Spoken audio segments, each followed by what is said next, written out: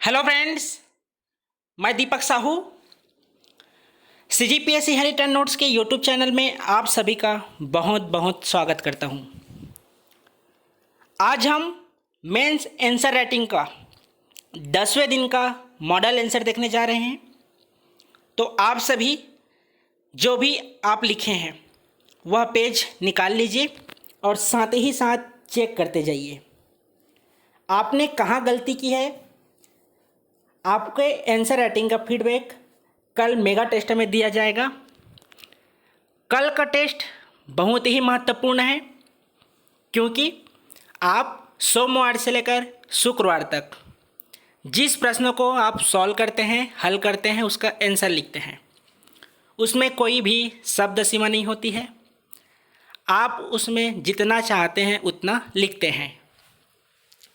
लेकिन शनिवार और रविवार इन दोनों दिन का जो टेस्ट होता है वह काफ़ी महत्वपूर्ण होता है। तो चलिए निकाल लीजिए पेज जिसको आप लिखे हैं। कल सभी मेगा टेस्ट के लिए तैयार रहिएगा। शब्द सीमा तय रहेगी, उसी शब्द सीमा में उस आंसर को लिखना है। और विगत दिनों में सोमवार से लेकर शुक्रवार तक जिस जिस टॉपिक पे हम क्वेश्चन हल किए हैं वही टॉपिक रहेगा। प्रश्न दूसरा हो सकते हैं लेकिन इसी से संबंधित होगा। शब्द सीमा तय रहेगी। यह है आपका कल सैटरडे को जो होने वाला मेगा टेस्ट है उसका इन्फॉर्मेशन। संडे को तैयार रहिएगा, मैराथन टेस्ट देंगे, वनडे एग्ज़ाम के प्रश्न सॉल्व करेंगे जो विगत वर्षों में पूछे गए प्रश्न होंगे। यदि अभी तक आपने हमारे चैनल को सब्सक्राइब नहीं किया है तो सब्सक्राइब कर लीजिए ताकि इसी प्रकार से जो वीडियो अपलोड होते हैं उसकी पूरी जानकारी आपको समय पे मिल जाए। चलिए, आज का पहला प्रश्न था, उड़ेरिया विवाह किसे कहते हैं। तो मैंने कई छात्रों का आंसर देखा है। उड़ेरिया विवाह को शब्दावली आपको पहचाननी है। कौन सा शब्दावली मेंस आंसर राइटिंग के लिए उचित रहेगा, उपयुक्त रहेगा। इनमें अनेक छात्रों ने लिखा है, लड़का लड़की भागकर शादी करते हैं, शादी करने के बाद अपने घर फिर आ जाते हैं, तो भागने वाली जो शादी होती है उसे ही उड़ेरिया विवाह कहते हैं। ये सब आपको मेंस आंसर राइटिंग में नहीं लिखना है। मेंस आंसर राइटिंग में आपको क्या शब्दावली का उपयोग करना है यह आपके लिए बहुत महत्वपूर्ण होता है। इसलिए आप मॉडल आंसर से चेक किया कीजिए। इसके अलावा भी अगर आपको लगता है कि मेरे को यहाँ ये शब्द ऐड करना है तो आप बिल्कुल कर सकते हैं, लेकिन फैक्ट बातें छूटनी नहीं चाहिए। उड़ेरिया विवाह यह पलायन विवाह का प्रचलित स्वरूप है जो प्रायः सभी जनजातियों में होता है।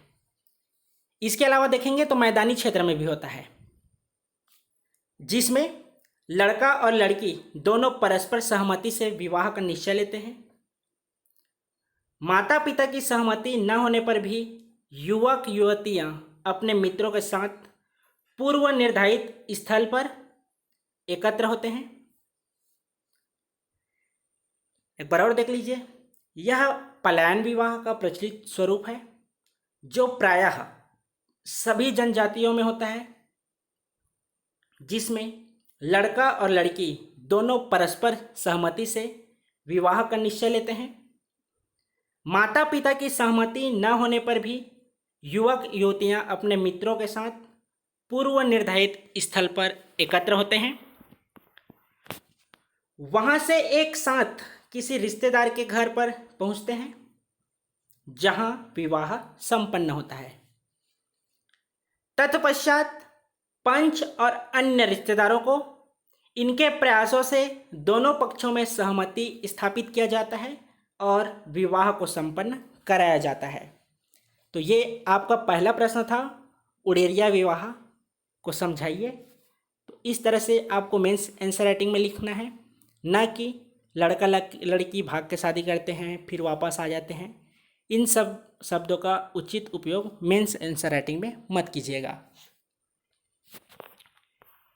दूसरा है, छत्तीसगढ़ के प्रथम स्थानीय राजवंश के बारे में बताइए। उत्तर है भीमसेन द्वितीय के आरंग अभिलेख से जानकारी मिलती है, ताम्रपत्र भी लिख सकते हैं, कि राज्य के प्राचीन काल में सर्वप्रथम क्षेत्रीय राजवंश राजर्षि तुल्य कुलवंश था, जिनका शासनकाल 4वीं से 6वीं शताब्दी तक था। सूर नामक शासक को संस्थापक माना जाता है। इस वंश का राजधानी क्षेत्र आरंग था। ये आपका प्रश्न दूसरा कि छत्तीसगढ़ के प्रथम स्थानीय राजवंश के बारे में बताइए। फिर से देख लीजिए, भीमसेन द्वितीय के आरंग अभिलेख या ताम्रपत्र से जानकारी मिलती है कि राज्य के प्राचीन काल में सर्वप्रथम क्षेत्रीय राजवंश राजर्षि तुल्य कुलवंश था, जिनका शासनकाल 4वीं से 6वीं शताब्दी तक था। सूर नामक शासक को संस्थापक माना जाता है। इस वंश का राजधानी क्षेत्र आरंग था। बहुत से छात्र छत्तीसगढ़ को छ और ग लिखते हैं, तो जब भी आप मेंस आंसर राइटिंग करते हैं तो छ ग के स्थान पर हमेशा छत्तीसगढ़ का ही प्रयोग किया कीजिए। आपको दिन भर का समय मिलता है, आराम से लिखा कीजिए। अभी से आप पेन में ज़्यादा दबाव मत कीजिए, दूसरे पेज में दिखाई देता है को अच्छे से बनाइए। आप है पर एहसान नहीं कर रहे हैं, आपको अच्छे से लिखना है को, क्योंकि सभी लगभग एकदम घसीटा मार देते हैं, तो आपको ऐसा नहीं करना है को अच्छे से बनाइए। प्रश्न तीसरा,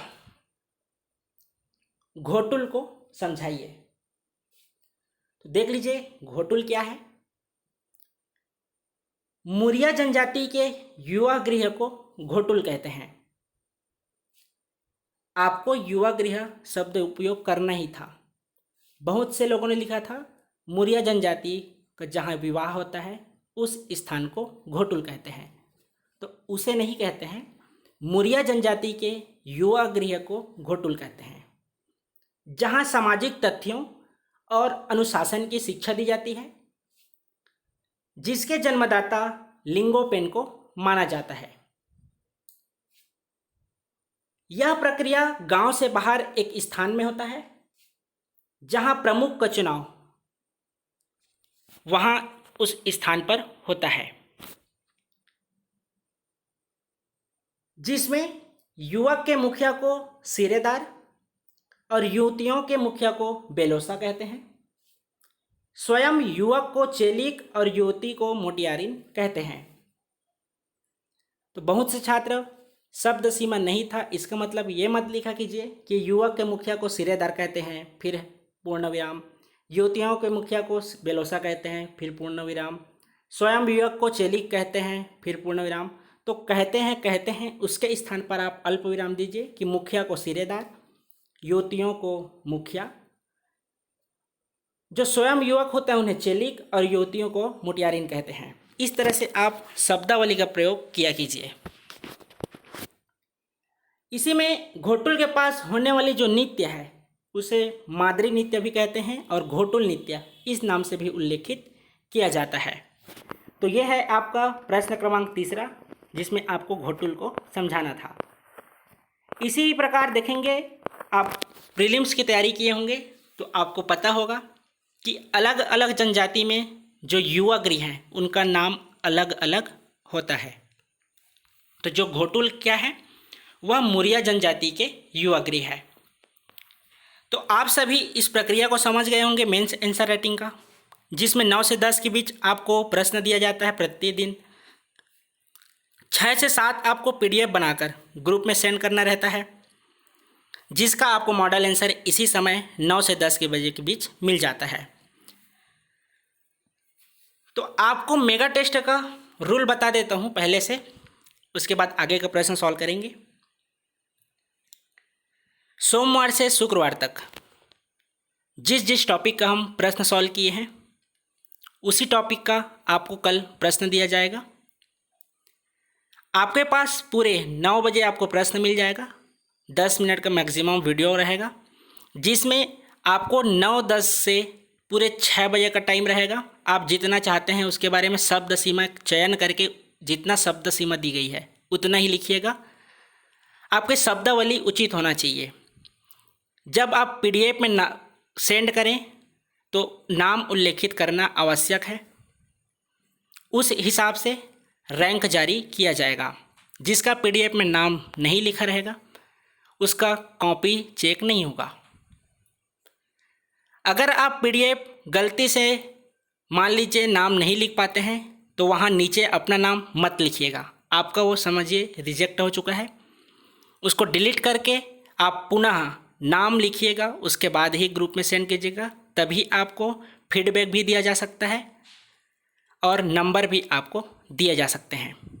तो समझ लीजिए कि 9 से 10 आपको मॉडल आंसर कल शायद मिल पाएगा। मॉडल आंसर संडे को हम उस मॉडल आंसर पर बात करेंगे। आपने कितना अंक प्राप्त किया है उसकी सूची जारी करेंगे और टॉप 10 छात्रों का नाम भी हम उल्लेखित करेंगे।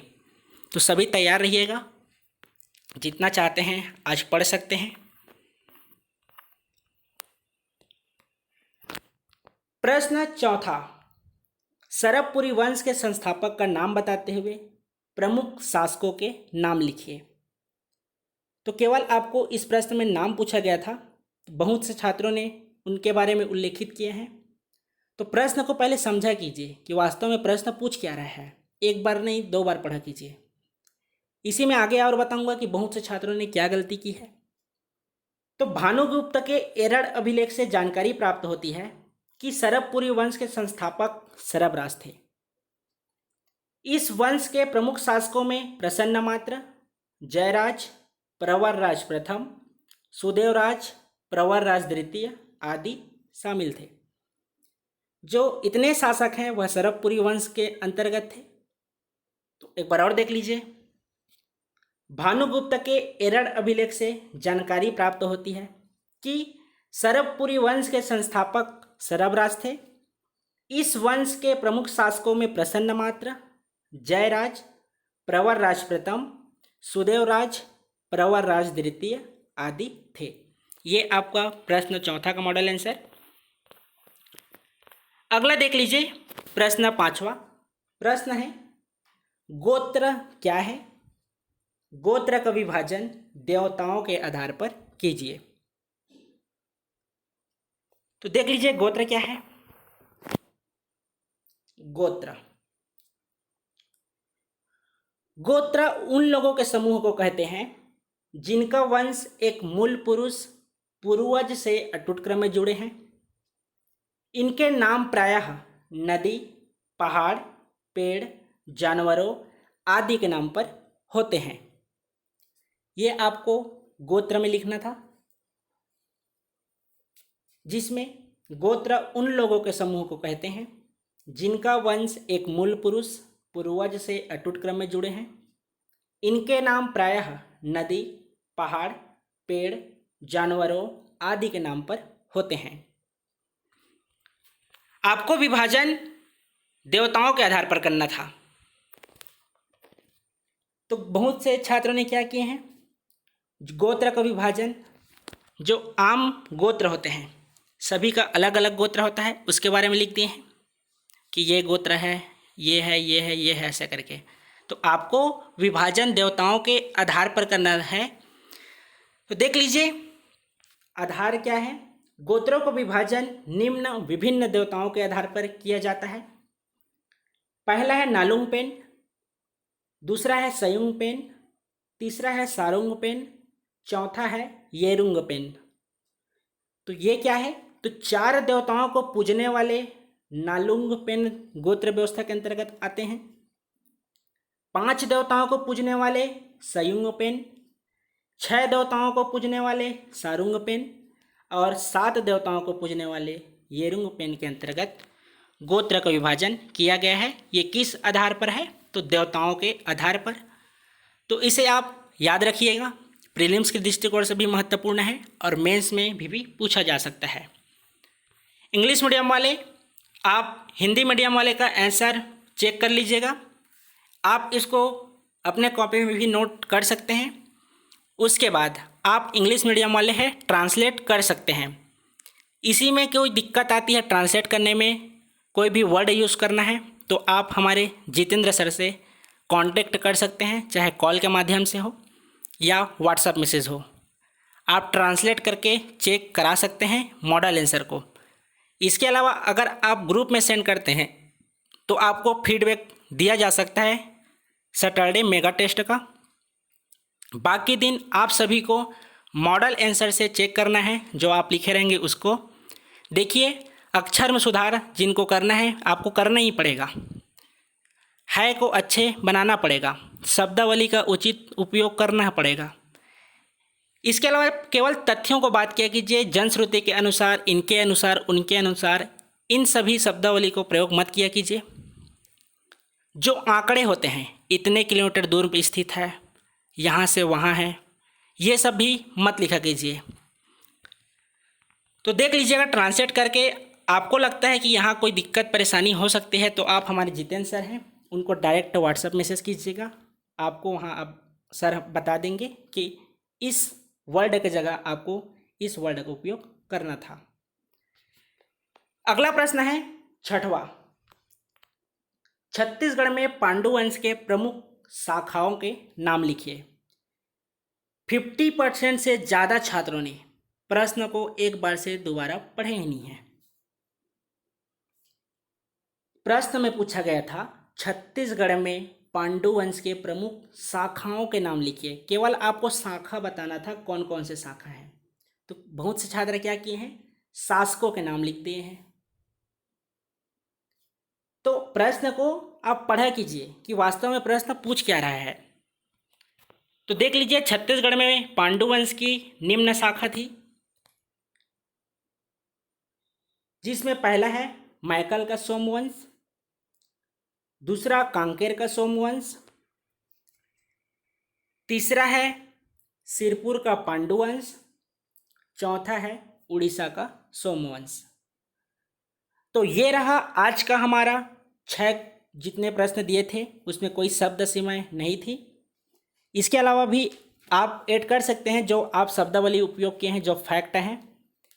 जब आप मेंस आंसर राइटिंग इतने दिनों से करते आ रहे हैं, पता तो चल गया होगा। प्रतिदिन बोलता हूँ कि अपने मन से कुछ भी मत लिखा कीजिए, केवल तथ्य हैं, जो मुख्य बातें हैं उनके बारे में ही उल्लेख किया कीजिए मेंस आंसर राइटिंग में। कल के टेस्ट के लिए आप सभी तैयार रहिएगा। आपको वहाँ 30 शब्द, 60 शब्द, 100, 125 और 175 इतने शब्दों के प्रश्न दिए जाएंगे। कमेंट करके बताइएगा सभी कि केवल आपको छत्तीसगढ़ का इतिहास का ही चाहिए कि छत्तीसगढ़ का सामाजिक परिदृश्य को भी शामिल करना है। तो आप सभी जितना जल्दी हो सके कमेंट करके बता दीजिएगा, उसके हिसाब से प्रश्न सेटिंग किया जाएगा। जो विगत वर्षों में पूछे गए प्रश्न हैं उसको भी हम शामिल करेंगे। इसके अलावा जो संभावित प्रश्न हैं उसको भी हम निकाल के कल प्रश्न आपको देंगे। तो जितना जल्दी हो सके कमेंट करके बताइएगा कि केवल छत्तीसगढ़ के इतिहास का आपको मेगा टेस्ट देना है या दोनों को, छत्तीसगढ़ का सामाजिक परिदृश्य, इसको भी सम्मिलित करना है। तो वीडियो को लाइक कीजिए, कमेंट कीजिए और अपने दोस्तों के बीच अधिक से अधिक शेयर कीजिए। शुभ रात्रि।